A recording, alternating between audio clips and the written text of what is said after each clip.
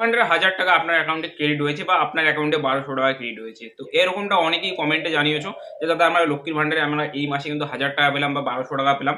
তো আজকের ভিডিওতে আমরা জানবো যে যদি তোমরা ১,০০০ টাকা বা ১,২০০ টাকা পেয়ে থাকো সেক্ষেত্রে কেন তোমরা এই ১,০০০ টাকা বা ১,২০০ টাকা পেলে?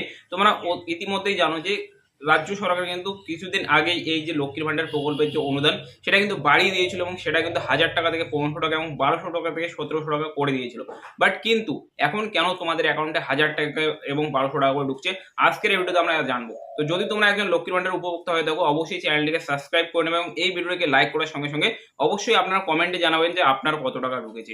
তো এই ভিডিওতে আমরা স্টেপ বাই স্টেপ জানবো যে যদি তোমাদের ১,০০০ টাকা বা ১,২০০ টাকা ঢুকে থাকে সেক্ষেত্রে আপনাকে কি করতে লাগবে বা কেনই বা তোমাদের এই ১,০০০ টাকা বা ১,২০০ টাকা করে তোমাদের অ্যাকাউন্টে ঢুকলো। তো চলো এক, এক করে সমস্ত প্রসেসটা আমরা বুঝে নিই।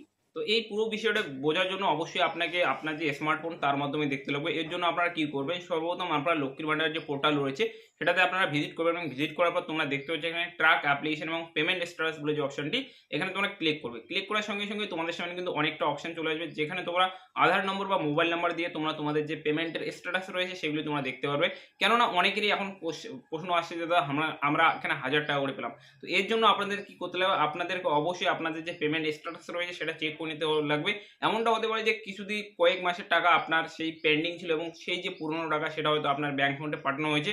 অতএব তোমাদের কিন্তু এই যে এখন যে টাকাটি দেওয়া হচ্ছে সেটা কিন্তু তোমাদেরকে ১৫০০ টাকা এবং ১৭০০ টাকা করে দেওয়া হচ্ছে। তো যদি তোমাদের ১,০০০ টাকা বা ১,২০০ টাকা করে ঢুকে থাকে সেক্ষেত্রে আপনারা বুঝে নেবেন যে আপনার সেই টাকাটি হয়তো পুরনো কোনো মাসের টাকা সেটা পেন্ডিং ছিল এবং সেই টাকাটি আপনার ব্যাংক অ্যাকাউন্টে ক্রেডিট করে দেওয়া হয়েছে।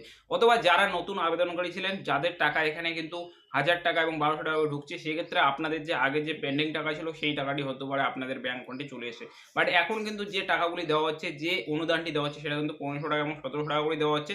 তো অবশ্যই আপনারা আপনাদের যে পেমেন্ট স্ট্যাটাস রয়েছে সেখানে গিয়ে আপনারা দেখতে পাবেন যে আপনার কোন মাসের টাকা সেটা এখানে পেমেন্ট সাকসেস যাচ্ছে। তো অবশ্যই আপনারা দেখে নেবেন এবং অবশ্যই কমেন্টে জানাবেন যে আপনার কোন মাসের টাকা আপনার ব্যাংক অ্যাকাউন্টে ঢুকলো।